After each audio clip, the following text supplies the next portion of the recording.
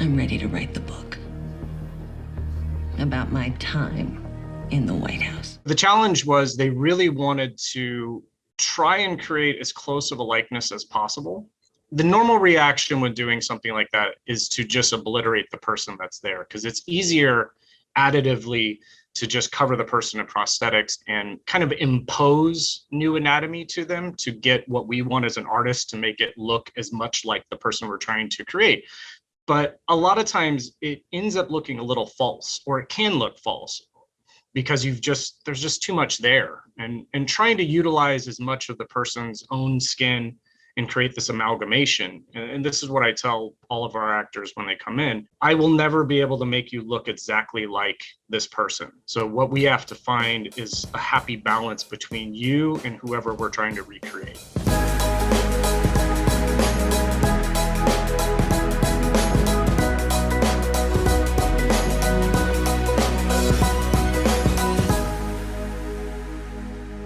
I don't think we had one actor that didn't allow us to play. Everyone came in and wanted to be transformed, and production would allow us to just do whatever we wanted to do. If we had to cut up wigs to create a hairpiece and a toupee last minute and dye their hair black or do whatever, like everybody was all in. They just do whatever you have to do. Shave my head, put a wig on. I am totally down. I loved being on this project because it was so exciting. There were so many new characters that came in. The cast and everyone was amazing. And they were like, do what you need to do to make this look the best it can look. And they gave us that allowance to do that so we could be creative on it. And because the producers and Ryan all, like, they cherished that, they want that, it really gave us a chance to really have fun with the show and the characters, and given us the time to create these characters. And when they walked on set, there was that wow moment. We're like, had the chills, like, this looks really amazing and beautiful. Do you swear to tell the truth, the whole truth, and nothing but the truth?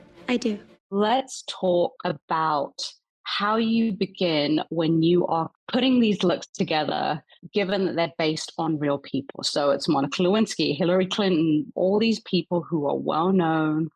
Where does that begin? When I first got the job, the position, I decided to start watching documentaries. I took about 2 weeks just really mapping out the timelines. We had 378 characters and over 63 wigs and hair pieces. They had so many different hairstyles, so I wanted to make sure that they matched up with our scripts and the storyline. When we first started doing a lot of the makeup tests, prior to my coming onto the show, they had talked about the prosthetics. It was Justin Raleigh, and they're an amazing prosthetic team. There's a lot of collaboration between all of us and are we going to go with a bigger neck or a smaller neck? Or, like, let's say this size nose with this size neck.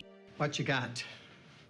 What's your definition of inside? For Sarah Paulson, when we first talked about her makeup, I said her makeup wouldn't be perfect. It would just be off a little bit. It's a caricature of Linda Tripp. Sarah has very full lips, so we would thin out her bottom lip and her top lip so that we could really define it. And it was like a very specific color, the rum raisin that was like from a Clinique back in the 90s. Sarah was very brave. She bleached out her eyebrows. That helped too, so that we could reshape her eyebrows and bring her eyes, it's like a different shape to her eye. And then I would highlight above her eyebrow bone and around under her cheekbone to give her more of a fuller face that matched into the prosthetics. Sarah was our first conversation. I'd worked with Ryan and Sarah previously on American Horror Story. We did the twins for Sarah. But the challenge was they really wanted to create as close of a likeness as possible without completely obliterating Sarah. It's incredibly difficult to do. We really just focus on what I call the hallmark elements. What are the anatomical features that are very different from each other that we really have to try and achieve to get that likeness. So with Sarah and Linda Tripp as an example, the nose was very key. The weight within her neck was key. And then you tie that in with a bodysuit, the dental veneers that were created by Art Sakamoto, Michelle Siglia's beautiful wig work, and you put all this together with props and costume. That's how the whole look comes together. And we're just a very small piece of that. But creating the balance is key, because a lot of times it looks very false when you go too far. Right off the bat, we did 3 different variations from the most extreme, like this is completely getting rid of 90% of Sarah to something that was a little bit more of an amalgamation of, 60-40, something like that. I bet you don't even remember my name.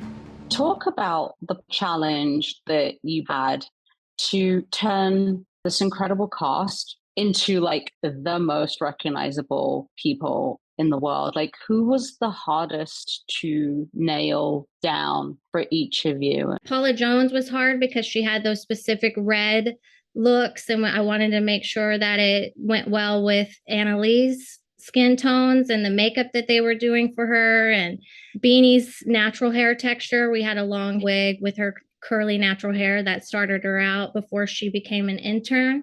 So we showed her progression of going from this college childlike look into her becoming more professional. And then when she was going through all of the turmoil with everything being in the press, she cut her hair into the lob, and then she went into the bob. What exactly am I supposed to be grateful for? Lower your voice. You promised you would bring me back, and then you barely even called me. In the very beginning, we laughed about it because she'd never tweezed her eyebrows before. So I said, well, we need to reshape her eyebrow a little bit. We talked about her foundations and her color tones and how we were going to, depending on how like her emotional state was throughout the series, we'd change, like if she was crying, we wouldn't use a lot of color. We'd kind of make her look more sallow, and it kind of gave an overall sadness to a lot of the scenes that when she was in her emotional state that evolved as the story progressed. It was a long process. Clive and Clinton are very different from each other. Very, very different. And probably the most challenging makeup